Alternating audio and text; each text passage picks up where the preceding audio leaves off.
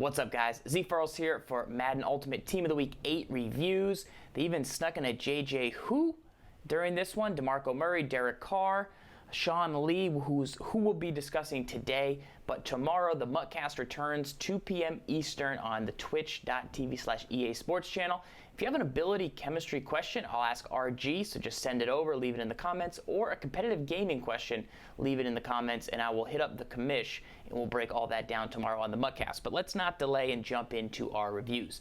Tim Hightower is a trucking back with okay speed, but his agility is much, much lower. That tends to be the case with these trucking backs. I think you can get more value from a LeGarrette Blount, a Chris Ivory.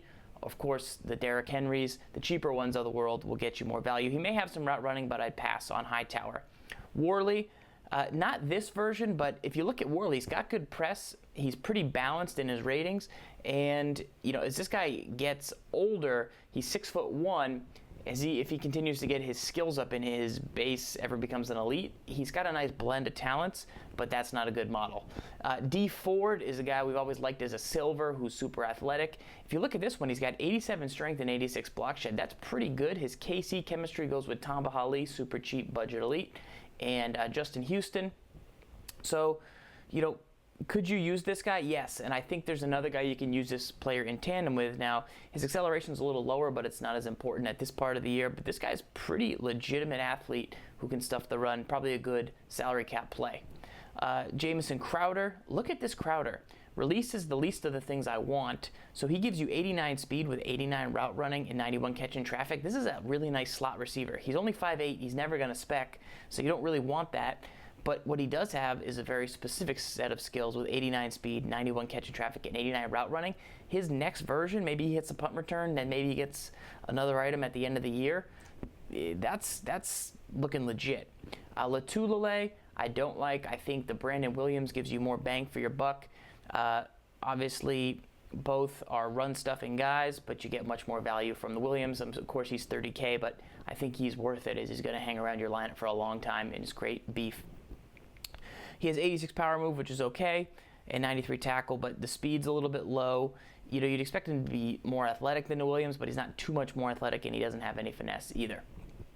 Eifert is a guy I think you're going to see as one of the most balanced tight ends just across the board and on every team coming up. I mean, we're talking 85 route running at a tight end with 82 speed who's 6'6" and has a balanced spec and balanced catch in traffic. Now, I'd take a couple release points and put him on route running if I could, but there are some playbooks that do use route running at the tight end position. Now, if a tight end's lined up on the line, he won't get pressed because that's just how Madden works, and most of the formations will line the tight end up there. But guys like Jimmy Graham who split out wide, those playbooks, when they were on the Saints, Seahawks, Patriots who split out Gronk quite a bit, they will line up in positions where they get pressed, and that 85 release will come in handy in those situations. So I think you're going to see Eifert everywhere.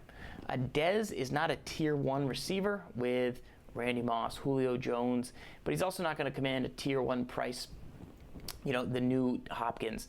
Dez is going to live on that second level of receiver, that second tier, and then depending on where his price goes, if he, you know, he's not going to be a tier 1 price, but if he goes to a tier 2 price, I think he's certainly manageable. 85 route running, and then he has 91 spec, 89 catch in traffic. He's 6'2". He's super balanced. He's going to be good across the board. He's going to be, you know, oh, I used him. I liked him more than AJ Green, who's 6'4". I liked him more than Hopkins or, you know, some of the 86 Jordan Matthews out there. You just got to see what value he gives you. Roby, when he returned his pick 6 the other day, I was like, tell me we're getting a Bradley Roby Team of the Week, and we are. His Super Bowl item last year, amazing. 87 play rec, 91 speed, 89 man, 88 zone. I mean, this guy is up there with the Darius Slays of the world, of like the non-Pat Pete's, non-legend corners that will continue to rise as the season goes on. Great to see Roby grab this item. I think he may even have some decent tackle and hip power. So I'm a huge fan. His press is his weakness, but that's something I don't value as much as I value that speed and that man coverage mixed with the zone and good play rec. Great to see a Roby. Derek Carr, people super hyped about this item. 84 speed. It's not the 88 Tyrod Taylor. It's not the 78 Aaron Rodgers. It's that mid-tier Cam Newton. I can scramble if I need to. beyond that 77 Stafford range. 92 throw power is perfect. It's the lowest I'd go at this point in the season. He's 90 at short, 90 at mid. That's all I ask. Can't ask for much more. And then you get 87 throw deep, which is good enough. It's good enough to get the job done. You could go Stafford and you get the 90 throw deep, but you get the 88 throw mid. There's some options in that range. There's a Roethlisberger who's kind of flipped to that. So you got to go through. I know a lot of people are using the BCA Rodgers right now, but he was about 130. And I don't think the Carr will cost that much once his price finally settles. I think this is a $75K quarterback, hopefully, and I think he's worth that. So I would definitely check him out. He's good at the play action and the throw on the run too. And that 87 deep is good. And this Carr, as he continues to go, 94 throw power in his next one, maybe 90 deep, and then you're talking cash money records. Only the Carson Wentz I've seen has been this balanced so far, and the Wentz was as balanced but much lower in his skills. So really excited to see Carr get a nice item. Now Sean Lee is super unique. If you sort by all linebackers in zone coverage, there's only two guys. You're going to find Thomas Davis and Sean Lee. Now everyone should have the Thomas Davis if they play with zone coverage. But Thomas Davis is super weak and doesn't have good block shed. So he's truly really for passing down zone coverage. Sean Lee, who had just got a BCA, who means there's going to be more of them. There's going to be good options. If you're a newer level player, you can maybe get the BCA now. If you're the guy who wants to have every new item, maybe you get this Sean Lee now. But I use Melvin Ingram at my outside linebacker because he rushes the passer. But recently he's been dropping into curl flats. That's a role for Sean Lee. It's not a role for Melvin Ingram. I got to get Sean Lee, put him there, and then he's going to be one of the better zone coverage guys. He has 88 zone coverage, one of the highest in the game right now. Good play rec 92. He's going to do great on his own. You don't need to user him. Since he's got a couple items, he's up to 85 speed. Strength's a little low. That's fine. You get the D Ford for cheap.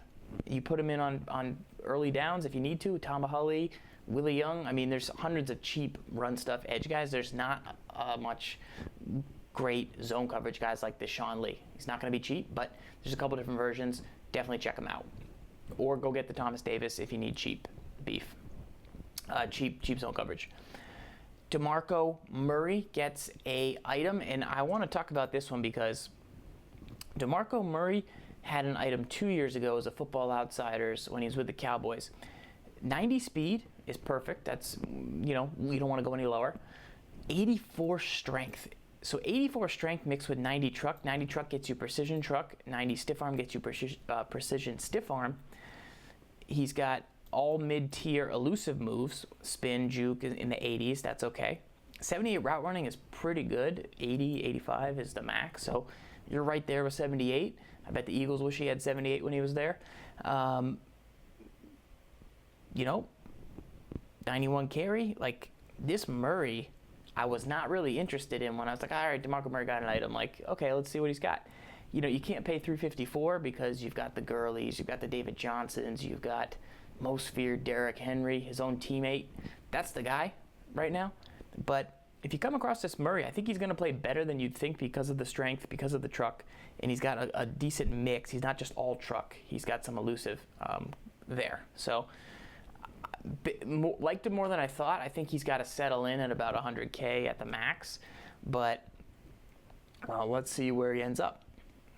Lastly, they throw in a J.J. Watt because they said it's not most feared without J.J. Watt. Now, 91 strength, 93 power move, 93 block shed. So his run stuff, he's an end, is going to be 91 strength, 93 block shed. That is on par with every other Muhammad Wilkerson, Derek Wolfe, Cameron Hayward, Tuitt, Jarrell Casey, all those types of guys that are those 3-4 beef ends, you got to have 90-90. Right? But what Watt gives you is 93 power move and 84 finesse, good balance. You want to see that. And he gives you 76 speed and 82 excel. Some of those beef guys can be a little bit slower than that. Now, what I will say about J.J. Watt is he's a do-it-all guy, so he's going to cost you a do-it-all price. He's also a name guy, so he's going to cost you a name guy price. So you're going to pay more for Watt than other guys. Plus, I don't know how many more J.J. Watts we're going to get. He's injured for the year, so it's great to see him get this item, but I don't know what else, might come out. So that's the question. Like, he's not going to get the NFL MVP if they do something like that. Like, he's not going to get that because he's not playing right now. So is there going to be more demand because people don't know how many more Watts they're going to get? I think the Jarrell Casey that came out last week, I think as a flashback, is going to stack up similar. And I think you're going to get cheap beef at a lot of positions to get you the run stuff that Watt brings. And then you go get the Olivier Vernon to pass rush. Or I'd spend my coin on the new Strahan instead. Or I'd go get a Javon Curse. I'd go get 4 Javon Curses at $100K. Because I think they're going to rush the passer just as well. And you can always replace it. Now, like I said, if you want a guy who can do it all and you want J.J. Watt on your team who doesn't want him, you can go for it, but he's got to come down in price. So that's pretty much it for Team of the Week 8 right now, guys. I really thank you for stopping by and watching this. Make sure to give the channel a follow. Like I said, the Muckcast returns on Tuesday at 2 p.m. Eastern over on twitch.tv/EA Sports. So make sure you head on over there and check us out. We'll be talking about that new chemistry ability on the Strahan. If you have specific stuff you want to hear about, make sure to leave a question in the comments and I will ask the crew at EA what their thoughts are. All right? Until next time, guys, this is ZFarls. Lock up.